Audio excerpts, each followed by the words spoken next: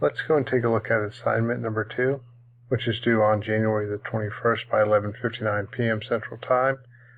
There are 3 parts to this assignment. The first 2 deal with creating an electronic self-reflection journal. You can use a Google Doc, Microsoft Word, whatever you want, just something that can save your thoughts and be your journal. We're going to use it throughout the year in this course to actually write down our thoughts, our experiences, and so on. And for this assignment, you'll use it in part 1 and part 2. Anytime you post to that journal, I would like it to be at least one academic paragraph in length, so 150 to 200 words. And that way I think you can provide some good depth to that experience and what's going on. One of the things I really like about this course is the idea that not only are we learning about mindful leadership, but we also get to apply it. And I think in a class like this, we actually have to go out and apply what we are doing and see how it works and see what works, see what doesn't work, and get those experiences. So with that in mind, for part 1,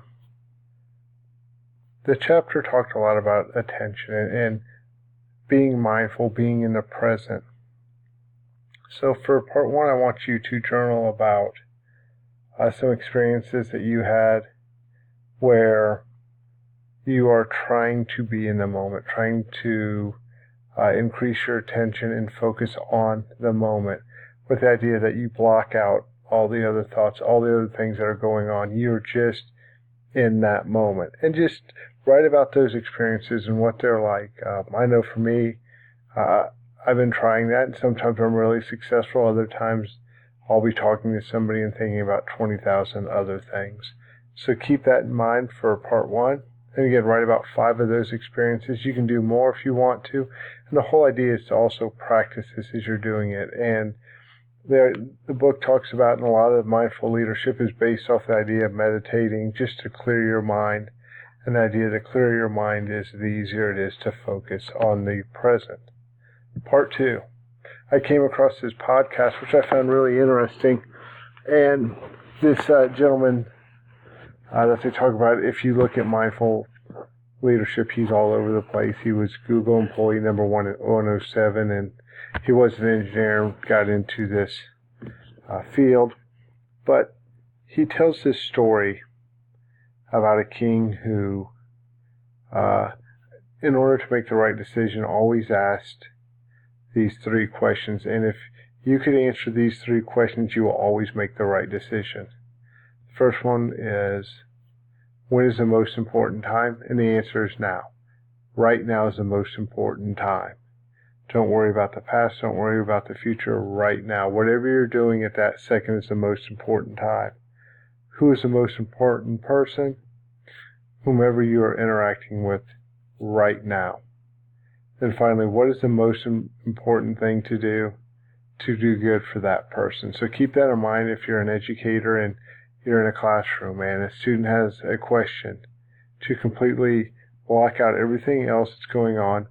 The most important person is that student. The most important time is right now, and you should try to do whatever is best for that person. It's an interesting strategy. It's an interesting approach to looking at kindness and being in that moment and really focusing on what's at task.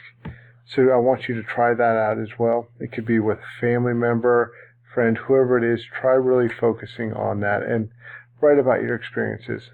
The good thing for part 1 and part 2 is there are no wrong answers. It's more about those experiences. And as I said in this class, this is really about your experience as you hopefully transform yourself by the end of this course and become a more mindful person, which in turn hopefully makes you more equipped to be a mindful leader. So then part 3 is I have a mindful leadership at work quiz.